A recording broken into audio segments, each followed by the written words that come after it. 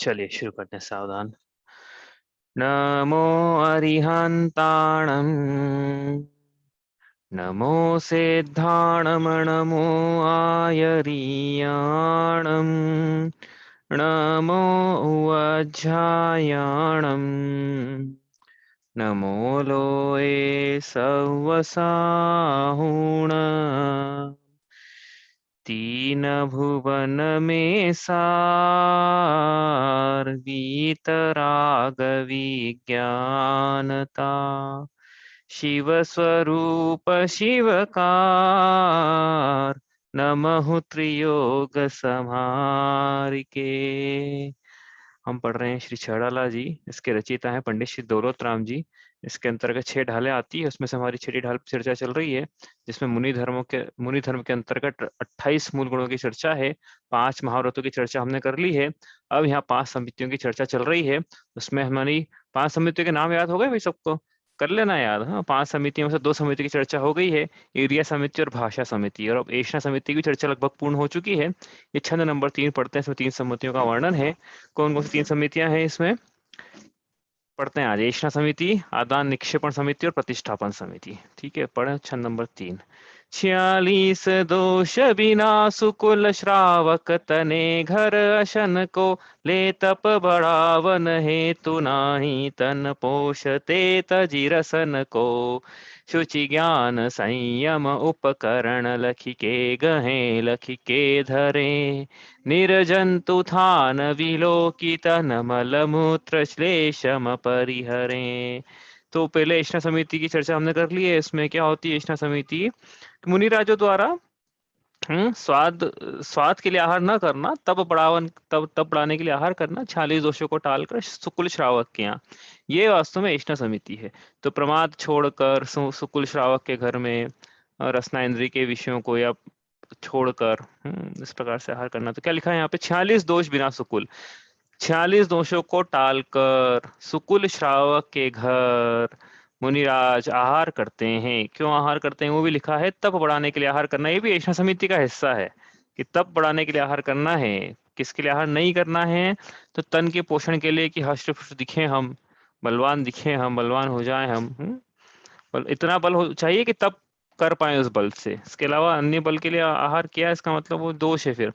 तो तन पोषने के लिए आहार नहीं करते हैं और रसों का त्याग करते हुए आहार करते हैं, और रसना इंद्रिय के पोषण के लिए भी आहार नहीं करते हैं। तो इन दोनों की चर्चा भी आगे आएगी, अनेक बार बताया है, तो इसलिए अपन ये नहीं कर रहे हैं। यहाँ पे तप की चर्चा आगे है, रसना इंद्रिय के त्याग की चर्चा आगे है, रस के त्याग की चर्चा आगे है, रसना इंद्रिय के पोषण की चर्चा न, उसके लिए आहार नहीं करते हैं, इसकी चर्चा भी आगे है। और 32 अंतराय को टाल के आहार करते हैं, एक बार आहार करते हैं, दिन में आहार करते हैं, खड़े खड़े आहार करते हैं, पानी पात्र में आहार करते हैं, इन सब की चर्चा आगे आएगी। तो अपन वो नहीं कर रहे हैं अभी। अपन ने एशना समिति में इतना प्रसंग यहाँ पे था, सब ले लिया। ठीक है, चलो आगे चलते हैं। आपका कोई प्रश्न तो आप पूछ लेना, वरना आप चलते हैं आगे।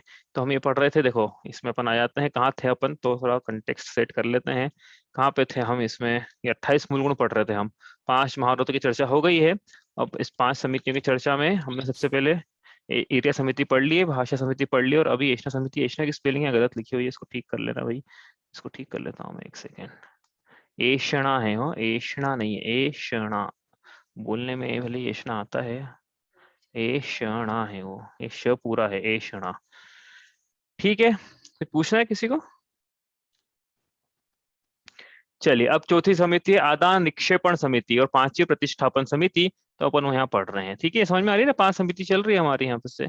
अब क्या लिखा है यहाँ पे? हम सबसे पहले आएगी इसमें अब आदान निक्षेपण समिति। तो पढ़ते हैं क्या लिखा है यहाँ पे आदान निक्षेपण समिति के लिए।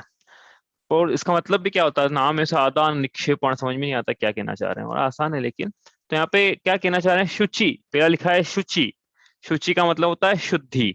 ज्ञान का मतलब लिखा है ज्ञान, ज्ञान का मतलब ज्ञान। संयम का मतलब संयम, संयम मतलब अपन देखा था ना, प्राणी संयम, प्राणी जीवों की हिंसा के न करना, इसके लिए प्रतिज्ञा लेना, ये संयम है।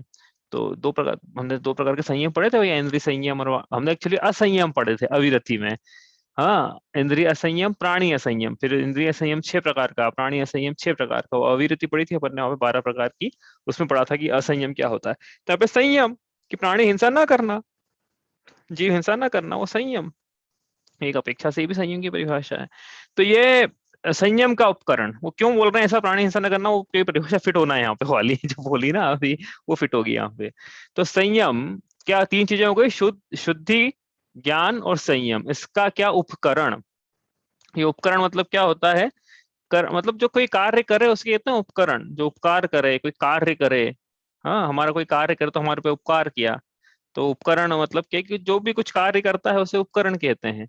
तो ये उपकरण शब्द हर किसी में लगाना, शुचि का उपकरण, ज्ञान का उपकरण और संयम का उपकरण। ये तीन उपकरण मुनिराजों के पास होते हैं, देखते हैं क्या होते हैं क्या नहीं होते हैं।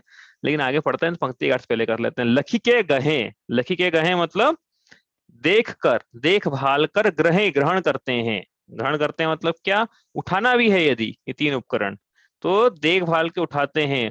वापस से लिखा लखी के धरें, कि धरना भी है तो देखभाल कर धरते हैं। ये इस प्रकार से आदान निक्षेपण समिति है। तो क्या अर्थ हुआ पंक्ति का, शुचि का उपकरण, ज्ञान का उपकरण, संयम का उपकरण, देखभाल के ग्रहण करते हैं और देखभाल के रखते। अब देख के ग्रहण करना, देख के रखना मतलब समझ में आ गया ना आपको।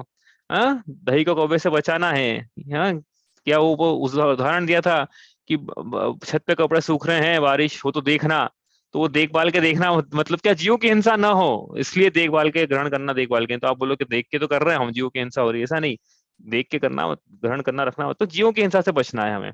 ठीक है, अब समझते हैं इसका अर्थ क्या है। शुचि का उपकरण मतलब शुद्धि का उपकरण, शुद्धि का उपकरण मतलब कमंडल, कमंडलू भी बोलते हैं, कमंडल बोलेंगे हम, लेकिन हम तो कमंडल, आसान है ना बोलना। ज्ञान का उपकरण, ज्ञान का उपकरण मतलब शास्त्र, जिनवाणी, जिनागम, ग्रंथ, पुस्तक, इसको बोलते हैं यहाँ पे शास्त्र, ज्ञान का उपकरण। और संयम का उपकरण में, संयम का उपकरण कहाँ से आ गया। हाँ, संयम का उपकरण मतलब पिछी, संयम का उपकरण है। और ये कौन सी चीज आ गई संयम का उपकरण कैसे, पीछे देखते हैं। तो कहना क्या चाह रहे हैं, पिछी कमंडल शास्त्र ये मुनिराज ग्रहण करते हैं तो देख कर ग्रहण करते हैं, और रखते हैं तो देख के रखते हैं, वो समझते हैं इसको। तो सबसे पहले शुचि का उपकरण, इसका क्या मतलब है। शुचि का उपकरण जैसे कमंडल है, कमंडल रखा है कहीं पे। हाँ, अब मुनिराजों को उठाना है, कमंडल किसी स्थान पे रखा हुआ है, उस कमंडल को ग्रहण करना है। मतलब वो ऐसा नहीं कि दीक्षा दे रहे हैं आचार्य, तब तो कमंडल ग्रहण किए, तब भी वही करना है। लड़की के गए, लड़के के दर है। लेकिन क्योंकि पिच्छी, कमंडल के लिए पिच्छी दे दी जाती है पहले पिच्छी दी जाती है, कमंडल दिया जाता है। तो क्या कह रहा हूँ, तो वो दीक्षा का प्रसंग छोड़ दो। अभी तो जैसे सामान्य मुनिराज है, कहीं ध्यान लगा के बैठे हैं, अब उनको शुद्धि के लिए जाने का विकल्प हो कहीं पे, कमंडल ग्रहण करना रहेगा। आपकी कमंडल लेके तो नहीं बैठेंगे, पास में रहेगा कमंडल रखा हुआ कहीं पे। तो कमंडल अब उनको ग्रहण करना, उठाना है, मतलब रहता ना हैंडल उसमें, उठाना है। तो कैसे उठाएंगे, पहले वो कमंडल का मार्जन करेंगे। मार्जन करेंगे मतलब क्या, पिच्छी से उसका मार्जन करेंगे। मार्जन क्यों करेंगे, कि धूल वूल हटाने के लिए। ये धूल नहीं, इतना टाइम से रखा हुआ है, कोई जीव नहीं आ जाए उस पर, जो सूक्ष्म अंगों से दिख नहीं रहा हो। हम उठाएंगे, मुनिराज उठाएंगे तो उसकी हिंसा हो जाएगी, इसलिए पहले मार्जन किया जाता है कमंडल का, फिर उठाया जाता है। इसी प्रकार कमंडल को कहीं रखना हो तो क्या है, फिर जगह का मार्जन करेंगे, कमंडल का भी करेंगे, जगह का भी करेंगे, कि इसको रखना है अब। तो नीचे से कमंडल का किया और जमीन का मार्जन किया, फिर कमंडल वहां पे रखा जाता है जीवों की हिंसा से बचने के लिए। हाँ, इसी प्रकार क्या है, ज्ञान का उपकरण मतलब जिनवाणी, जिनवाणी भी ग्रहण करना है तो पहले मार्जन करा जिनवाणी का, फिर और जहाँ पे विराजमान करा डेस्क पे, उसका ही मार्जन किया जगह का, वहां पे जिनवाणी विराजमान करी, फिर खोली, फिर पेज पलटाने के पहले, पेज पलटाने के पहले मार्जन करना है। जिनवाणी भी बंद करने के पहले मार्जन करना है पिच्छी से, फिर करना है। क्यों, क्योंकि सूक्ष्म जीव आ जाएगा दब के मर जाएगा। हाँ, इसलिए मार्जन करना है। और संयम का उपकरण मतलब पिच्छी। अब आ गई प्रॉब्लम, क्या प्रॉब्लम है कि पिच्छी को रखते समय तो मार्जन कर लेंगे, लेकिन उठाते समय कैसे मार्जन करेंगे, कैसे करें पिच्छी का मार्जन। हाँ, समझ में आ रही है ना बात। पिच्छी का जब रखना है कहीं पे तो मार्जिन करके रख देंगे, लेकिन उठाना है, उसका जो हैंडल है उससे लूप बना हुआ रहता है ना उसमें, उसे उठाना है। तो कैसे, तो पिच्छी एक ऐसा उपकरण है कि भैया जिसको बिना मार्जिन के उठाना पड़ता है। ऑप्शन नहीं कोई, ऐसा नहीं कि दूसरे की पिच्छी लें मार्जिन करें, ऐसा नहीं कोई विधान है उसका। वैसा कोई विधान नहीं कि उसमें से एक पंख को मोड़ लें अपन ऊपर, और फिर मार्जिन करें, तो वो पंख को पकड़ा यहाँ से, वो उसका मार्जिन कैसे होगा फिर। तो ऐसा नहीं है, इसलिए पिच्छी जो है वो बिना मार्जिन के ही उठाई जाती है, ऐसे ही विधान है। इसलिए क्या है यहाँ पे, तीन प्रकार से अपन तीन उपकरण पढ़ रहे हैं यहाँ पे। ठीक है, कमंडल का मार्जन करके उठाना रखना है, शाफ्ट को मार्जन करके उठाना रखना है, और पिच्छी को भी मार्जन करके ही मार्जन करके रखना है। उठाते समय बस देख लेना है अपनी आंखों से कि कहीं जीव तो नहीं है, जितना दिख जाए उतना ठीक है। ठीक है, तो इस प्रकार से तीन उपकरण है, इसका इस प्रकार से मार्जन करना है। अब क्या होता है कमंडल? हाँ, क्या होता है कमंडल? तो कमंडल में होता है जल। अब मुनिराज का हमने देखा निहार होता है, निहार होता है ना, ये अपन पढ़ के आज आज पढ़ेंगे आज निहार तो अपन, तो अभी पढ़ना बाकी है। तो आहार तो हुआ ना, आहार होने के बाद निहार होगा, मतलब मलमूत्र होगा। हाँ, क्षेपण तो करेंगे तीर्थंकर। कोई बहुत निहार उन्हीं का नहीं होता जो तीर्थंकर होते हैं, या फिर कोई रिद्धिधारी मुनिराज हैं।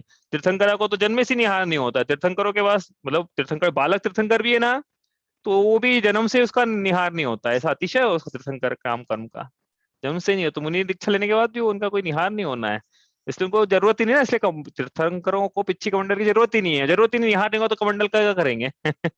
हाँ, क्या करेंगे, जरूरत ही नहीं है उनको, इसलिए कमंडल होते नहीं तीर्थंकरों के। ऐसे कोई रितधारी मुनिराज हैं तो उनको भी निहार की जरूरत नहीं है। लेकिन सामान्य मुनिराज जो है, जैसे पंचम काल में देख ही रहे हैं हम, सबको फिर निहार की जरूरत है। अब शुद्धि पे जाएंगे, शुद्धि पे जाएंगे तो फिर यदि शरीर पे मल लगा हुआ है और उसको साफ नहीं करेंगे तो जग अपवाद का कारण है, अशुद्धि का कारण है। हाँ, उसमें फिर जीव भी पड़ सकते हैं। तो इसलिए शुद्धि के लिए जल की जरूरत है। अब जल रखने के लिए पात्र की जरूरत है। तो पात्र है कमंडल और जल तो रखा है। तो उसमें प्रासुक जल कहाँ से आया? ये तो श्रावक ने आया, श्रावक ने अपने लिए गर्म किया था। मुनिराज का देखा एक हाथ में कमंडल एक हाथ में ढक्कन है, इसका मतलब समझ में आ गया श्रावक को कि जल की जरूरत है, जल भर दिया। शुद्धि के लिए गए मुनिराज, जल का उपयोग किया। ठीक है, इस प्रकार से जल का उपयोग है। तो ये शुद्धि के लिए ही किया जाता है, या शुद्धि या तो निहार के समय किया, या आहार के पहले भी जाना है तो आहार के पहले भी शुद्धि। हाँ, अब मुनिराज स्नान नहीं करते, आगे देखेंगे अपन, उनके स्नान नाम का भी मूल गुण होता है। तो मुनिराजों के स्नान नहीं होता, लेकिन शुद्धि पे जाने के पहले वो घुटने के नीचे कोहनी के नीचे शुद्धि करते हैं, शुद्धि करते हैं वो। ठीक है, तो उसके लिए भी कमंडल के जल की जरूरत है। और एक बात अब हमको बता दें यहाँ पे कि एक बार जब मुनिराज आहार के लिए जा रहे हैं, उन्होंने शुद्धि कर ली है, मतलब घुटने के नीचे कोहनी की शुद्धि कर ली है। मुद्रा भले ही बने ही नहीं हो या नहीं हो, उससे कोई मतलब नहीं है, लेकिन आहार के लिए जाने के पहले शुद्धि कर ली है। तो ये मुनिराज ऐसे ही हो गए हैं जैसे मान लो कि कोई पुरुष सोले में हो। अब मुनिराज जैसे सोले में रहते 24 घंटे, लेकिन कहने का क्या मतलब कि अब ये इनको जिन्होंने का सोला नहीं है, ऐसे पुरुष स्पर्श ना करें, चरण स्पर्श। क्योंकि मुनिराज अब सोले में है, उनका सोला आ गया है एक तरह से। ये वैसे 24 घंटे में क्या, 24 घंटे सोले में है, लेकिन मुनिराज ने एक बार, कहने का क्या मतलब है कि मुनिराज ने आहार पे जाने के पहले एक बार शुद्धि कर ली है, मतलब ये कर लिए हैं अपने पाद प्रक्षालन हस्त प्रक्षालन अच्छे से कर लिए हैं। तो जो सोले में नहीं है वो मुनिराज का स्पर्श नहीं कर सकते हैं, नहीं करना चाहिए इनको। और जो सोले में वो तो कर ही सकते हैं, उनको दिक्कत नहीं है, लेकिन जो नहीं है सोले में उनको नहीं करना है। ठीक है, तो ये क्यों जरूरत पड़ रही है अपने को, तो ये समझना है कि क्यों जरूरत पड़ रही है कमंडल की, कि एक तो निहार के समय, एक आहार के समय ये जरूरत पड़ती है इस प्रकार से। समझ में आई ना बात? तो ये इस प्रकार से, अब ये कमंडल, ये जल रखने के लिए कमंडल चाहिए। अब ये कमंडल क्या होता है? कमंडल क्या है वास्तव में? एक बड़ा नारियल आता है, बड़ा सा नारियल रहता है, उसको बीच में से दो हिस्से हो जाते हैं उसके, एक हिस्से में एक कमंडल बन जाता है, दूसरे हिस्से से दूसरा कमंडल बन जाता है। नारियल ही रहता है एक्चुअली, नारियल का खोल है वो। तो एक हिस्से से एक कमंडल, दूसरे हिस्से से दूसरा कमंडल, बड़े नारियल का। इसलिए बड़ा अल्प मूल्य, इसे कुछ कोई मूल्य नहीं है, कोई उसको चुरा के ले आके करेगा ना क्या? क्योंकि नारियल तो आप देखना मतलब नॉर्थ इंडिया में देखा नहीं अपन ने, साउथ इंडिया में आप देखना नारियल तो ऐसे पड़े रहते हैं। नारियल के खोल तो है ना, मतलब घरों के बाहर ढेर लगा हुआ नारियल के खोलों का, मतलब कहने का क्या मतलब, कुछ चुरा के नहीं ले आता नारियल का खोल, ऐसे ढेर लगा घरों के बाहर नारियल के खोल का। वो तो वो सोच रहे हैं कि क्या करेंगे नारियल के खोलों का, अपन कहाँ ले जाएं इसको। हाँ, ढेर लगा रहता है वहां तो इसलिए इसे कोई ले आता नहीं है, इसलिए कोई विकल्प नहीं होने राज्यों को नारियल के खोल के प्रति। कोई ले जाएगा तो हमारा क्या होगा, कोई मूल्य नहीं है इसका, कोई बेच नहीं, कोई बिकेगा नहीं बाजार में कोई इसका। इसलिए ये इस प्रकार से कमंडल रहता है। जो, और ये कमंडल यूज लकड़ी का ही रहता है। आजकल फाइबर के चलना शुरू होगा, लेकिन कोई दिक्कत नहीं उसमें, लेकिन फिर भी श्रेष्ठ तो ये है कि लकड़ी का क्या है, फाइबर का तो पता नहीं है कितना चले कितना नहीं चले। लकड़ी का कमंडल सालों साल चलता है, हमने ऐसा सुना है, पक्का नहीं है। आचार्य श्री के पास वही कमंडल है जो आचार्य ज्ञान सागर जी ने उन्होंने दीक्षा के समय दिया था, ऐसा सुना है हमने, कंफर्म नहीं है मेरे को। वही कमंडल चल रहा है उनका, 50 साल होगा ना, 50वां संयम दिवस मना लिया अपन ने, 50 साल से वही कमंडल चला रहे हैं आचार्य श्री, ऐसा सुना है। तो वो चलता है, सालों साल चलता है वही कमंडल। अब श्रावक जब कमंडल में जल डाले, अब ये क्या छोटी छोटी बातें हैं, अपना तो क्या, अपना विषय वो नहीं, अपना विषय तो आधार निक्षेपण है, लेकिन अपन तो अपनी बात निकाल रहे हैं यहाँ पे। अब जब श्रावक कमंडल में जल डाले, है ना, 24 घंटे बाद होगा ना, जैसे शुद्धि पे जा रहे हैं सुबह सुबह, तो ये अपना कर्तव्य है कि कमंडल को अच्छे से अंदर से पोंछ लेना चाहिए। कमंडल में ऐसा नहीं कि कल का रात का जल शेष रहा हो, पूरा उसको खाली करना है, कपड़े से अच्छे से पोंछना है, उसको सुखा लेना है, कहने का मतलब उसके बाद जल डालना है उसके अंदर अच्छे से पोंछ के। ऐसा नहीं कि वो पुराने में डालते तो जीव पड़ जाएंगे ना, वो तो फिर 24 घंटे की मर्यादा खत्म हो गई थी उसकी, तो उसको अच्छे से। हाँ वो, हाँ वो तो अब रख दे उल्टा तो अब अच्छी बात है। हाँ रात में उल्टा, मम्मी बोल रही रात में उल्टा क्या कर देते हो, तो कहता है कि सुबह तक सूख जाए, वो अच्छी बात है। लेकिन फिर भी जब भी जल डालना है अपने को, ये पूरा खाली है, तो अपन ध्यान रखें कि 24 घंटे से ज्यादा का पुराना जल नहीं होना चाहिए उसमें। ये तो फिर तो अच्छे से पोंछ लेना उसको, इसलिए कपड़ा ले आते हैं साथ में, आप देखा होगा कपड़ा भी ले आते हैं साथ में जल डालने के लिए, देखा ही होगा आप, करे ही होगा बहुत से लोगों ने, कपड़ा कमर पे लटका रहता है कमंडल पोंछने के लिए। चलो तो ये हुआ क्या, शुचि का। तो अपन तो पढ़ क्या रहे थे कि कमंडल को ये जब ग्रहण करते हैं, तो अब बात कहाँ आ रही है, बात पढ़ रहे हैं अपन आदान निक्षेपण समिति। तो पहले ये समिति का अर्थ भी आदान निक्षेपण मतलब होता है क्या है, तो होता है ना ये कुछ बड़ा आसान है। आदान निक्षेपण, आदान प्रदान ये शब्द सुना है हमने। आदान प्रदान का मतलब क्या होता है, आदान मतलब लेना और प्रदान मतलब देना।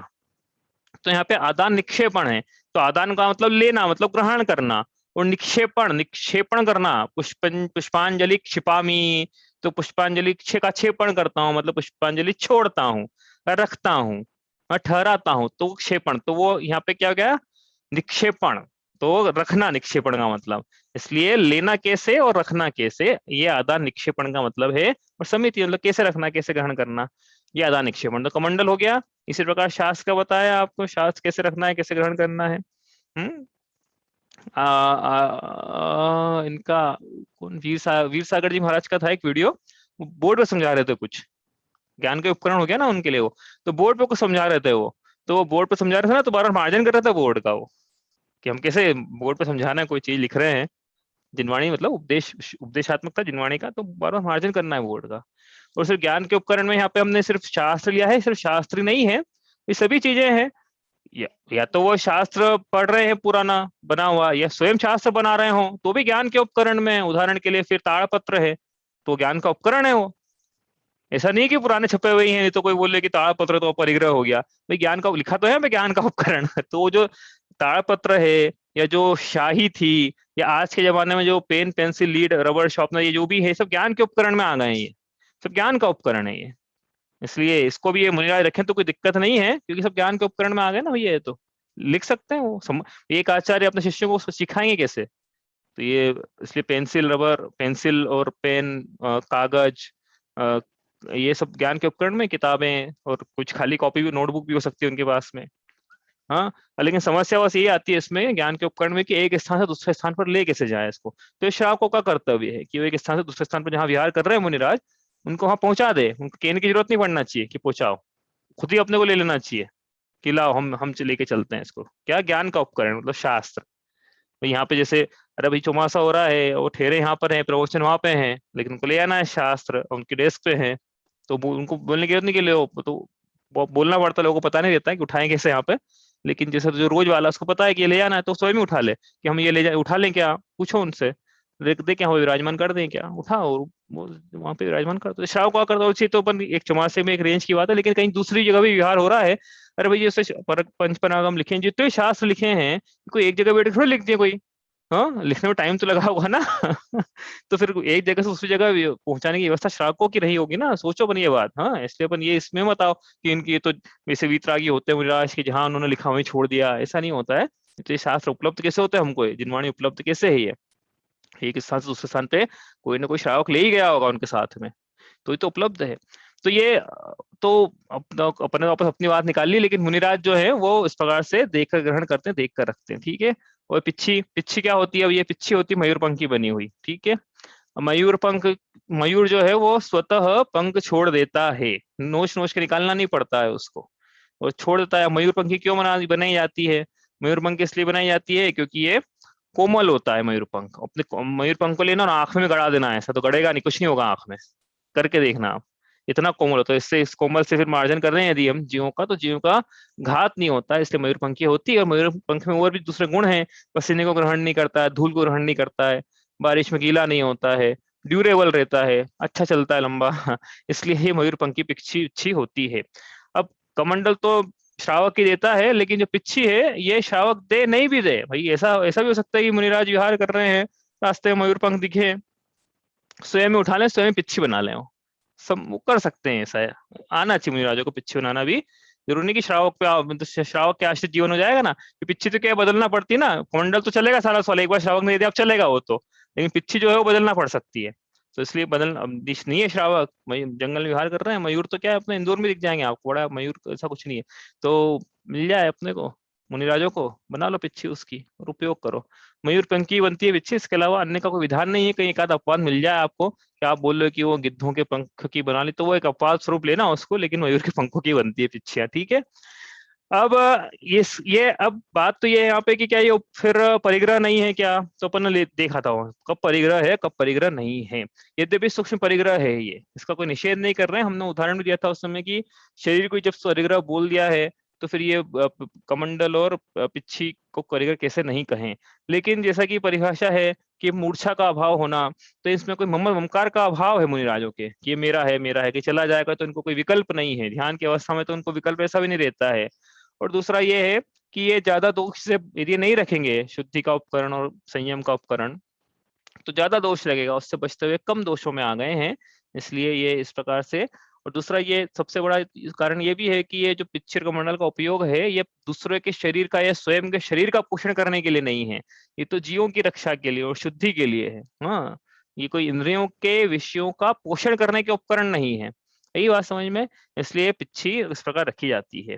तो कमंडल हो गया। अब पिच्छी में ये भी भाई ऐसा है कि मार्जन करना है तो जगह का मार्जन करना है, जहाँ बैठे हैं जिस जगह पे उस जगह को मार्जन करके बैठा जाता है। तो मार्जन करने का मतलब ये मत समझ लेना कि झाड़ू की तरह उपयोग नहीं करना है पिच्छी का, कि धूल मिट्टी है कंकर है नुकीले हटाओ सबको यहाँ बैठेंगे अपन, ऐसा नहीं है। जीव जो सूक्ष्म आंखों से ज्ञान का विषय नहीं बनते हैं उनके लिए है। यदि ऐसा स्थान जहाँ पे जीव दिख रहे हैं आंखों से ज्ञान का विषय बन रहे हैं और यहाँ वहां बैठना है, तो क्या करेंगे कि भैया उनको नहीं हटाना है पीछे से, वो दिख ही रहे ना, वो तो भैया उन एक स्थान से दूसरे स्थानों उस पर जीव को स्थापित कर देना है, जीव की हिंसा है।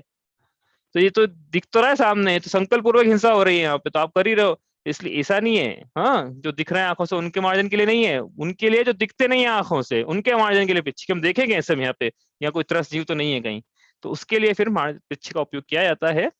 इस प्रकार से कंकर पत्थर हटाने के लिए करेंगे तो फिर क्या है कि इसका मतलब कि स्पर्शन इंद्रिय के भोग के लिए पिच्छी का उपयोग किया। ऐसा इसलिए इसलिए यहाँ पे संयम का उपकरण कहा ना, कि संयम का उपकरण कैसे है पिच्छी, तो जीवों की हिंसा के प्रति यत्नाचार है, कि जीव की हिंसा न हो, मतलब अहिंसा के प्रति यत्नाचार है, इस प्रकार से पिच्छी का उपयोग है, संयम का उपकरण है पिच्छी। अब मुनिराज उस दिन बताया था कि एक धूप से छाव। प्रश्न पूछूं? हाँ बोलो। कई महाराज जी आशीर्वाद देने के लिए भी पिच्छी का उपयोग करते हैं हाँ मैं उसी पे आ रहा था। घर पे। हाँ हाँ मैं आ अच्छा। रहा था। हाँ तो अब हुआ क्या कि अब मुनिराज जैसे एक स्थान से दूसरे स्थान पे जाते हैं, ठीक है, जैसे कि धूप से छांव में गए तो हमने देखा कि वो शरीर का मार्जन करना पड़ता है, शरीर का मार्जन करते हैं क्योंकि भैया यहाँ पे धूप के जीव है, ये छांव में सर्वाइव नहीं करेंगे, छांव के जीव धूप में सर्वाइव नहीं करेंगे, तो जहाँ पे होता है वहाँ पे वो इसी प्रकार शास्त्र में ये भी विधान है कि जहाँ भूमि का वर्ण बदल रहा हो, तो वहाँ पे क्योंकि इस भूमि पे अलग प्रकार के जीव थे, वो शरीर से आके चिपक गए मान लो, तो वो जो जीव है दूसरी भूमि पे सर्वाइव नहीं करेंगे। इसलिए जब भूमि का वर्ण चेंज हो रहा हो तो वहां पे भी मुनिराजों को क्या करना है, पिच्छी लेना है, ऐसे शरीर पे घुमाना है, ऊपर से घुमाना है पूरा, और वहीं पे जीवों को छोड़ देना है। क्या करना है, ऐसे शरीर को यूं लेके ऐसा करके, ठीक है। अब हमने देख लिया भैया कि अरे मुनिराज तो ये ऐसा कुछ करते हैं, इनका कुछ टोना टोटका है ऐसा, तो हम भी पहुंच गए, महाराज जी हमको भी वो कर दो, क्या कर दो, पिच्छी लगा दो। अरे भैया पिच्छी संयम का उपकरण है, ये पिच्छी लगाने के लिए नहीं होती मुनिराजो, मुनिराज शावकों के लिए पिच्छी लगा दो पिच्छी लगा दो, पता नहीं कहाँ से लोगों के मन में कि पिच्छी लगा दो, क्या है पिच्छी लगाना, संयम का उपकरण जीवों की रक्षा के लिए थी, ये तो कोई आशीर्वाद देने का उपकरण थोड़ी था ये, कि नहीं हम चलो पुरुषों का आशीर्वाद इस तो हाथ से दे देंगे, महिलाओं को कैसे, तो पिच्छी नहीं, ऐसा कुछ नहीं है। आप दूर से आशीर्वाद दो, पुरुषों को भले आप टच करना तो ठीक है, महिलाओं को दूर से आशीर्वाद दो, बस आशीर्वाद चला जाएगा। पिच्छी कोई आशीर्वाद न मुनिराजों से बोलना है अपने को कि पिच्छी लगा दो, न कोई मुनिराज बन जाए हम तो हमको पिच्छी लगाना है किसी को, पिच्छी लगाने का उपकरण नहीं है यहाँ पे, है ना। बहुत से लोग नहीं, बहुत से आचार्य, बहुत से संघों में नहीं लगाई जाती। अब क्या है कि यार अब लोग पीछे ही पड़ जाए उनके कि लगानी पड़ेगी लगानी पड़ेगी तो वो लगा तो क्या कर सकते हैं वो भी, लेकिन अपने को पीछे नहीं पड़ना, बोलना ही नहीं अपने को पीछे क्या पड़ना है। हाँ ठीक है। हाँ हाँ, नहीं बहुत से आचार्य संघ नहीं लगा, मम्मी बोल रही है आदर्शमती माता जी, बहुत से मुनिराज नहीं लगाते हैं। हाँ पुच्छी लगाने का ये जो, अब ये जो पिच्छी कमंडल है ना, इसमें अब बात आ गई मुझे ख्याल में, अब क्या पिच्छी कमंडल को लेके ही, मुनिराज जो है बिना कमंडल के तो चल सकते हैं। बिना कमंडल के, कमंडल अपन जैसे विहार कर रहे हैं मुनिराज, तो अपन कमंडल ले लो उनसे कि आप भी चलो, हम भी चलते हैं कमंडल के साथ, कमंडल लेके आप चलो। लेकिन मुनिराज बिना पिच्छी के नहीं चल सकते हैं, इसलिए मुनिराज से पिच्छी लेने ही मत चलाने के, कमंडल ले दिया पिच्छी भी दे दो हमको, आप तो ऐसे ही चलो बिना। बिना पिच्छी के मुनिराज का विहार नहीं होता है। मुनिराज चलेंगे यदि, मुझे पता नहीं कितने कदम, मुझे याद नहीं आ रहा है, लेकिन कुछ कदम है कि 5 कदम या 6 कदम, इससे ज्यादा बिना बिना पिच्छी के मुनिराज नहीं चल सकते हैं। ठीक है, वो कितने कदम है वो मुझे याद नहीं है, कुछ है उसका विधान है। हाँ, तो बिना पिच्छी के मुनिराज नहीं होते हैं, कहने का मतलब ये है, उनका एक तरह से आप समझ लो चिन्ह है ये, पहचानने का कि ये मुनिराज है, बिना पिच्छी के नहीं होते हैं। इसलिए मुनिराज के जब भी फोटो कटआउट भी निकलवाना है अपने को, वैसे तो मैं फेवर में नहीं हो जाता मुनिराजों के अपन फोटो ले लें और अपन लगाएं पोस्टर में, लेकिन लेना ही है किसी को, तो पहली बात तो पूरा फोटो होना चाहिए, नख से शिख तक, पद्मासन में बैठे हैं खड़गासन में, पूरा फोटो होना चाहिए, कटआउट ऐसा नहीं होना चाहिए आधा। हाँ पहली बात ये, दूसरा कि पूरे फोटो में कमंडल भले आए नहीं आए, पिच्छी जरूर आना चाहिए बिना पिच्छी के मुनिराजों के फोटो नहीं होना चाहिए। हाँ यदि बिना बिना पिच्छी के मुनिराज के फोटो, तो किसी फिर नग्न व्यक्ति का फोटो है, मुनिराज का फोटो नहीं है वो, इजीली बाई चांस खिंचा गया है तो फिर आप पीछे अलग से लगा दो डिजिटली एडिट करके, उसमें कोई दिक्कत नहीं है, लेकिन बिना पिच्छी के मुनिराजों के फोटो नहीं होते हैं। तो अपन तो पढ़ रहे थे, अपन तो अपनी में कह रहे हैं, बार बार अपनी बात आ रही है अपने को, तो मुनिराजों की चर्या पढ़नी थी। तो ये आदान निक्षेपण समिति इस प्रकार से है। ठीक है, यही बात समझ में। इस प्रकार सूक्ष्म जीवों के प्रति यत्नाचार के लिए पिच्छी उनके पास एक उपकरण की तरह उपयोग करते हैं। अब ये जो अपन ने उस दिन भी देखा था कि भाई ये कमंडल का जल है, किसी को पिला सकते हैं कि नहीं, तो मुनिराज तो नहीं पिलाएंगे, ये बात पक्की है। मुनिराज जिनवाणी का अमृत पिला दें, उपदेश पिला दें, मुनिराज तो ना पिलाएंगे, ना कोई पिला रहा हो तो अनुमोदन ना करेंगे। हाँ कोई श्रावक ही हो, वो मुनिराज से बोले कि 1 मिनट आगे आपका कमंडल, तो वो दे दे, फिर श्रावक पिला के आ जाए, तो फिर वो जो हो वो अलग बात है, लेकिन मुनिराज नहीं पिलाने वाले हैं अपने कमंडल का जल कोई किसी व्यक्ति को, किसी जानवर को, कोई भली मरता मरण नासन्न अवस्था में भी हो तो भी नहीं कमंडल का, क्योंकि फिर वो दोष है उसमें परिग्रह का। हम्म इसी प्रकार कमल पिच्छी का भी समझना है कि पिच्छी भी है, उसका उपयोग झाड़ू के उपयोग तरह उपयोग नहीं करना है कि ये धूल मिट्टी है तो घुमा के साफ कर दो और बैठ जाओ अपन, तो ऐसा नहीं है, तो परिग्रह का दोष हो जाएगा फिर तो। ठीक है, पिच्छी क्या है, पिच्छी परिवर्तन होता ही है, 1 साल में पिच्छी बदली जाती है इस प्रकार से, नहीं तो वो पिच्छी में फिर क्या है कि थोड़ा खराब होने लगती है वो, तो इसलिए बदलने की परंपरा है। बाकी कमंडल तो चलता है 1 साल, मतलब एक बार ले लिया चलेगा। ठीक है, तो इस प्रकार से ये पिच्छी कमंडल इस प्रकार मुनिराजों के होते हैं, शास्त्र भी होते ही हैं, और मार्जन करके रखते हैं, मार्जन करके ग्रहण करते हैं, इस प्रकार इनके मुनिराजों के आदान निक्षेपण नाम की समिति होती है। पिच्छी नग्नता छुपाने का भी उपकरण नहीं है, हाँ यदि छुपाई जाती है नग्नता उससे तो फिर परिग्रह का दोष है उसमें। इसलिए हम मुनिराज बने तो ध्यान रखें। चले, कोई प्रश्न है इसमें? आगे चले, अब बात आई तो हुए क्या, आदान निक्षेपण समिति, अब बात आई किसकी, अब निहार होगा, आहार किया ना, निहार भी होगा, तो निहार होगा मतलब मल मूत्र का क्षेपण होगा, शरीर से मल निकलता है। हाँ, पल रुधिर राध मल थैली, की कस वसाति ते मेली, नव द्वार बहे घिन कारी, अस देह करे की मयारी। पढ़ क्या है अपन की, शरीर तो ऐसा है, तो होगा तो वो कैसे होगा, उसके लिए समिति है, वो पढ़ते हैं अपन। हाँ भैया, कोई प्रश्न आप? मैं ये पूछ रहा था कि जो ज्ञान के उपकरण रहते हैं उनका भी परिमाण रहता है, कितने पेंसिल रबड़ किताबें शास्त्र नहीं जो नहीं, भी ऐसा चीजें हैं, अपन अपन एक ऐसा बार में जितना पढ़े उतना ही रखें, बाकी को वापस जहाँ से लिया वहां रख दें। वो तो देखो ये ऐसा है कि इसका कोई परिमाण ऐसा नहीं है, लेकिन सामान्य सी बात है कि एक पेंसिल की जरूरत है, एक पेन की जरूरत है, और जो शास्त्र पढ़ रहे हो उस समय उसकी जरूरत है, तो वही पास में है। अब कोई मेरा 2-3 शास्त्र एक साथ पढ़ रहे हैं, तो ये उनके पास है, उनकी डेस्क पे पाए जा रहे तो रख सकते हैं वो, लेकिन पढ़ नहीं रहे हैं और फिर साथ में रख रहे हैं, तो फिर वो ठीक नहीं है ना, फिर उसका कैसे अपन एक स्थान से दूसरे स्थान पे ले जाना है तो वो ठीक नहीं है, इसलिए एक कई पेंसिल एक कई रबर एक। के पास देखा ना मैंने, मतलब बहुत सारे रहते हैं, इसलिए 8-8 10-10 शास्त्र तो मतलब देखा है मैंने, इसलिए मैं पूछ रहा था कि उसका भी कुछ रहता है क्या परिमाण, कि नहीं यार नहीं अपन हम इसका 10 शास्त्र रखेंगे, हम 6 शास्त्र रखेंगे, ऐसा कुछ। नहीं नहीं ऐसा तो कोई परिमाण नहीं रहता, जिनवाणी का क्या परिमाण करें अपन। मुनिराज तो स्वयं देखो, ये इसलिए हमने कहा था कि जो आगम का अभ्यास है वो तो गृहस्थ अवस्था में हो जाता है, मुनिराज तो स्वयं ही चलता, फिर उनका उपदेश ही आगम है।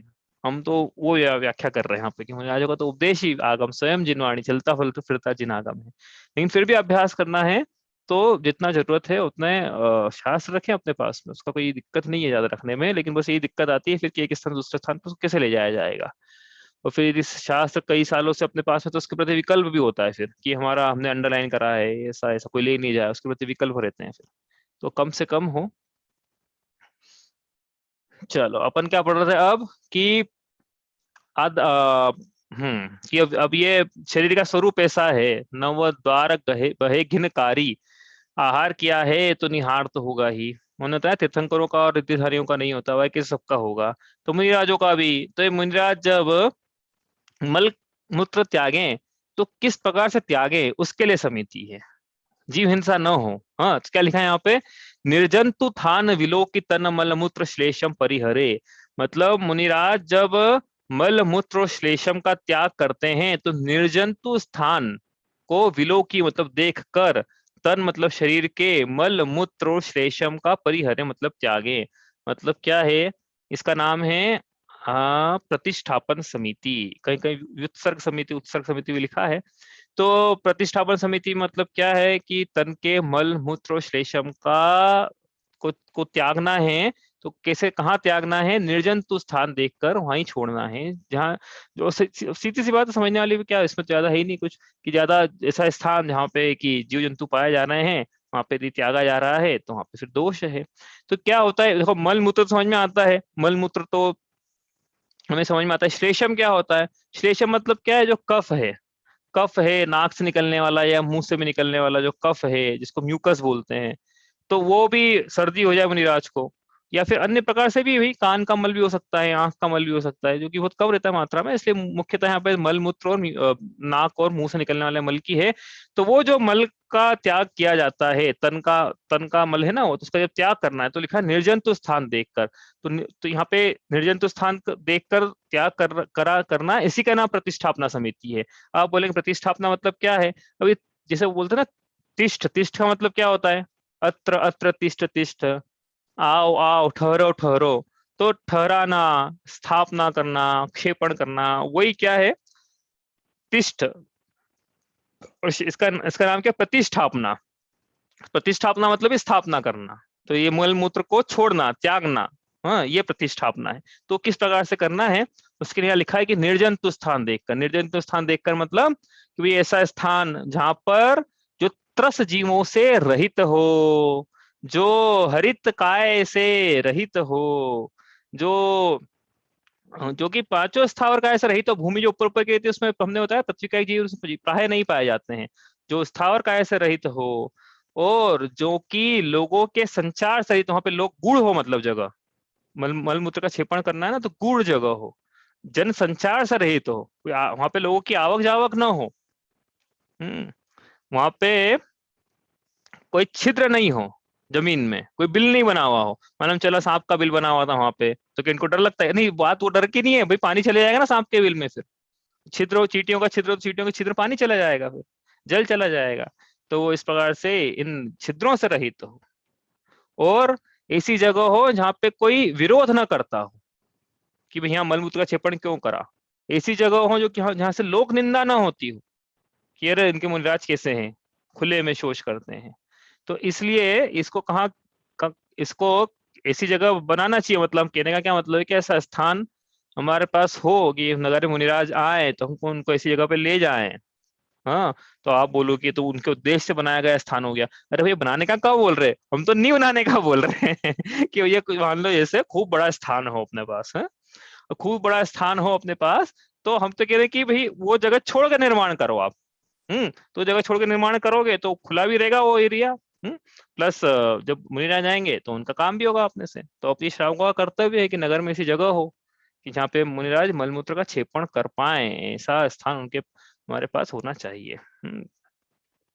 इस प्रकार से ये क्या है, प्रतिष्ठापना समिति है। ये ध्यान रख के, मतलब जब बनाए हम स्थान बनाए तो हमें ये ध्यान रखना, जब मुनि हम स्वयं मुनि बने, हमने देखा था कि अब जैसे रात में हुआ ये मलमूत्र की बाधा रात में आई तो क्या करना है, तो दिन में जगह जाके जगह देख ली जाती है।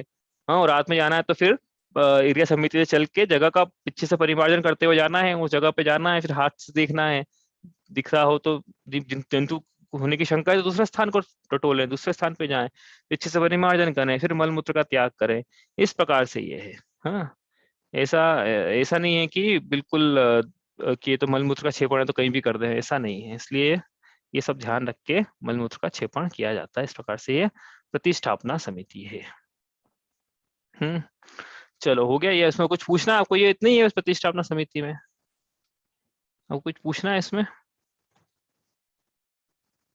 तो इस प्रकार से क्या हुए, ये 5 समितियों की चर्चा हुई। अब हो गए अपनी 5 समितियों के नाम याद हो गए भाई? एरिया समिति, भाषा समिति, ऐष्णा समिति, आदान निक्षेपण समिति और प्रतिष्ठापन समिति। इस प्रकार से 28 मूल गुणों में से हमने 5 महाव्रत पढ़ लिए हैं, 5 समितियां हमने यहाँ पढ़ ली है। अब वर्णन तो वैसे आना चाहिए पंचेंद्रिय जय का, लेकिन बीच में तुलत राम जी ने 3 गुप्तियों का भी वर्णन है। हालांकि वो वर्णन भी कहीं जरूरी है, लेकिन सीक्वेंस में देखा जाए तो 5 इंद्रियों का जय का वर्णन आना चाहिए। ठीक है, तो हम कल करेंगे। क्या प्रश्न है भैया? केसलोच और नेल्स कट का, इन सब का भी कोई वो रहता है क्या, कि किस टाइप से करना चाहिए, क्या करना चाहिए, कैसे करना चाहिए, सबके सामने करना चाहिए, क्या अंदर ही करना चाहिए, ऐसा सब कुछ? इसमें केश लॉन्च करके एक मूल गुण आएगा, उस चर्चा करेंगे उसमें। केश अंतिम मूल गुण वही आएगा मेरे ख्याल से, केश लुंचन। चलिए, और कोई प्रश्न है? मैं ये पूछ रही थी कि हर बार अपन बोलते हैं 3 कषाय चोकड़ी, 3 कषाय चोकड़ी, मतलब क्रोध, मान, माया, लोभ, संजलन, लोभ। तो ये कैसे कैटेगराइज किया हुआ है, कौन सा लोभ है, कौन सा क्रोध है, कौन सी मान है?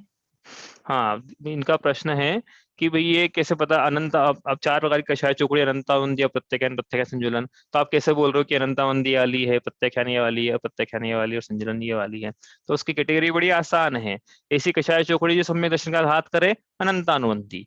ऐसी कषाय चोकड़ी जो किंचित भी व्रत न लेने दे, अप्रत्याख्यान। ऐसी कषाय चोकड़ी जो महाव्रत न लेने दे, प्रत्याख्यान कषाय चोकड़ी। मतलब ऐसा है। और एक स्थूल रूप से कैटेगराइजेशन तो ऐसा ही है इसमें, कि जो बिल्कुल प्रकट न होने दे वीतरागता को, तो ये इस प्रकार से बची हुई प्रत्याख्यान बिल्कुल ही प्रकट नहीं होने दे रही है।